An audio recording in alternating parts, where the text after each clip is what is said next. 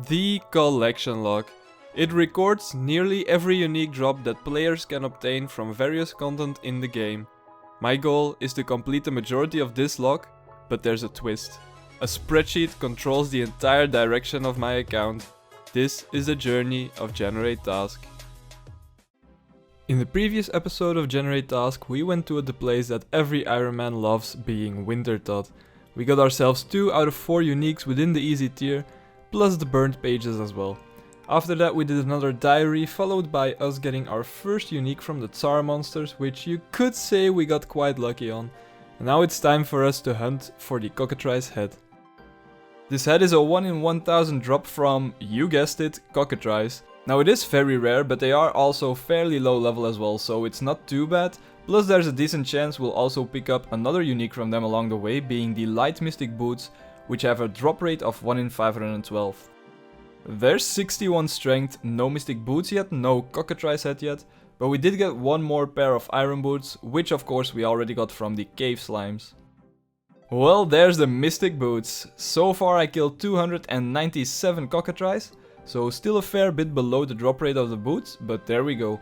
Another unique obtained to mark as completed on the spreadsheet. Mystic boots light obtained. Nice. Just 3 more mystic pieces to go within the easy tier, and not too bad at all. 38%. Let's get this head now. Kill number 500. We are halfway the drop rate right now. Still at 1 pair of mystic boots and also 5 iron boots so far. 63 strength, 551 kill count so far. Hey, we got a genie, and you know what that means? That means some herblore XP right now. And that's a level right there, level 24.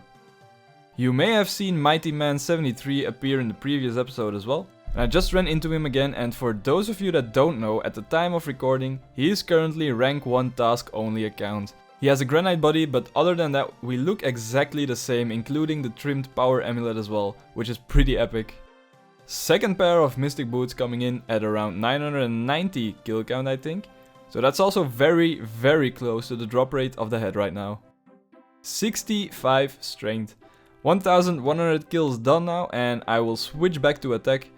Get that up to 65, because not only will that give us some more accuracy once again, it'll also get us to 130 attack and strength combined, which will grant us access to the warrior guild, just in case we get the rune defender task soon, plus it unlocks a decent food shop as well with the cheesy potatoes.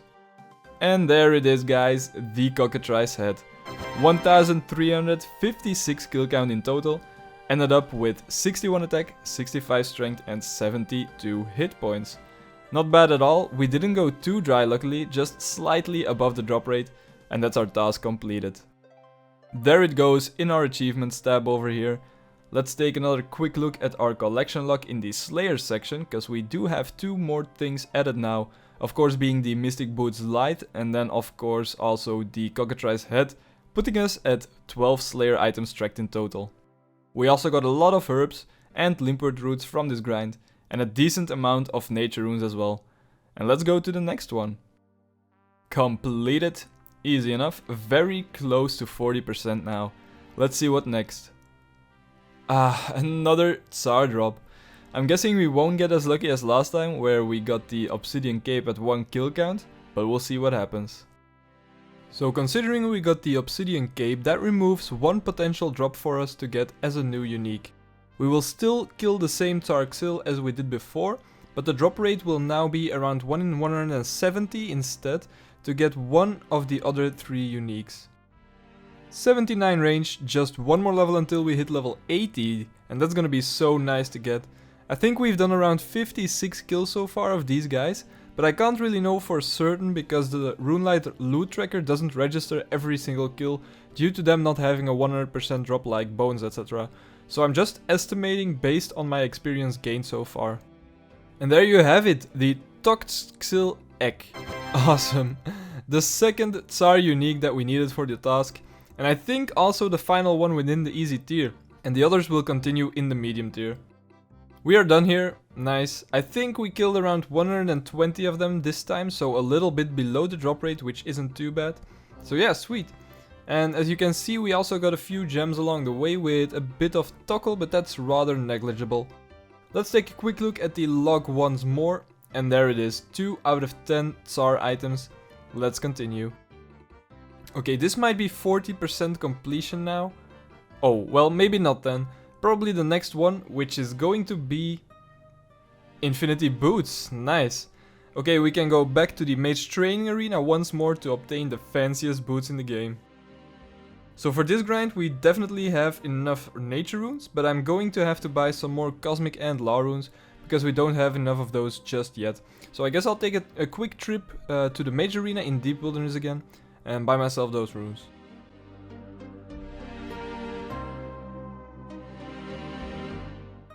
Hey, we made it! Alright, I got myself some more runes than needed and still got 106k cash left, but this should cover some other tasks as well where I need some more law runes, so we don't have to come back here straight away when we get those. So now we can head over to MTA and start our grind. Okay, here we are. I'm gonna start with the telekinetic room.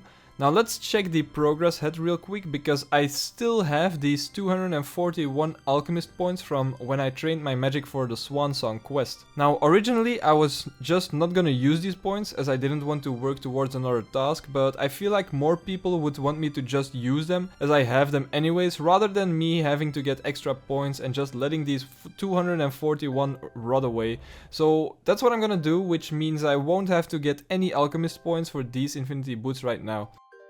64 magic coming in, and so far we have 68 telekinetic points. And that should be the final maze. There we go, 122 telekinetic points. We needed 120 for the boots, so time to go to the next room. And that'll be the final dragon stone for 1200 enchantment points. Now we just have the graveyard room left.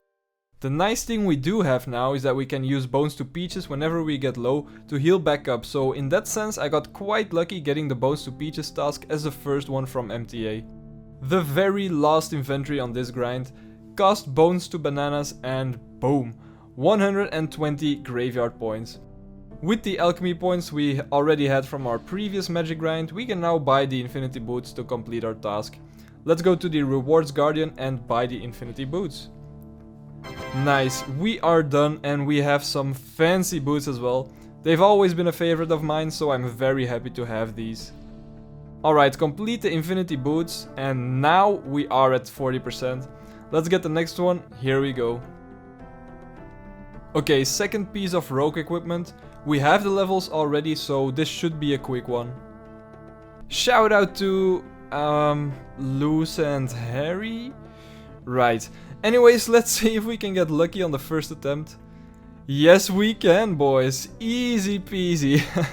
Let's open the crate for a piece of equipment and let's take the top this time. 2 rogue pieces obtained in total now. The remaining 3 will be for the medium tier, and let's keep moving towards that. Complete the rogue equipment task, and the next one will be Lumbridge and Draenor Easy Diary. Okay, not too bad. So let's take a look. We already have quite a few tasks completed in this diary, it seems. And I don't think we're missing any requirements for the other ones, so let's see. Craft some water runes, pickpocket a man, chop and burn some oak logs, kill a zombie, catch some anchovies, and finally bake some bread. And if you remember last time, we needed a body talisman for a clue scroll, and we also got a water talisman in the same time from the abyssal leeches. So that'll come in handy to craft a water rune right now without having to run through the abyss. Okay, let's teleport to Lumbridge, and right away we can already pickpocket a man to start things off. We can buy a pot of flour over here from the chest and use that on the bucket of water to turn it into some bread dough, and then bake the bread in the kitchen. There we go, to complete another task. We got the anchovies as well. Chop and burn an oak log is done right there. And now all we need to do is craft some water runes and also kill a zombie. Water runes crafted. Oh my lord, look at these master farmer bots running rampant. There's so many of them, it's insane. One dead zombie coming right up. And that's all of the diary tasks completed. Here we are at Psyentia, which is probably one of the worst NPCs in the game, by the way. But it does give us our reward, so that's fine by me. pop this lamp on prayer again, and we can move on straight away. Let's keep this task train going, complete it, on to the next one, being Void Knight Seal, another quick one. So we still have 2 points from the last pest control grind, and for the seal we only need 10 in total. And we also are able to use the medium boat this time around because we are over 70 combat, so that means we only have to do 2 trips for the points we need. And boom, that's 2 games done, no problem at all. And we now have 10 Void Knight commendation points. Exchange the Void Knight and get the Void Knight seal. Easy task done. Let's take another look at the collection log under minigames, pest control, and that's 3 out of 10, which is the last one in the section for the easy tier. Not bad at all. Complete the Void Knight seal for 43%, and the next one is going to be the Flask, which is another very easy one. We'll get this 50% in no time.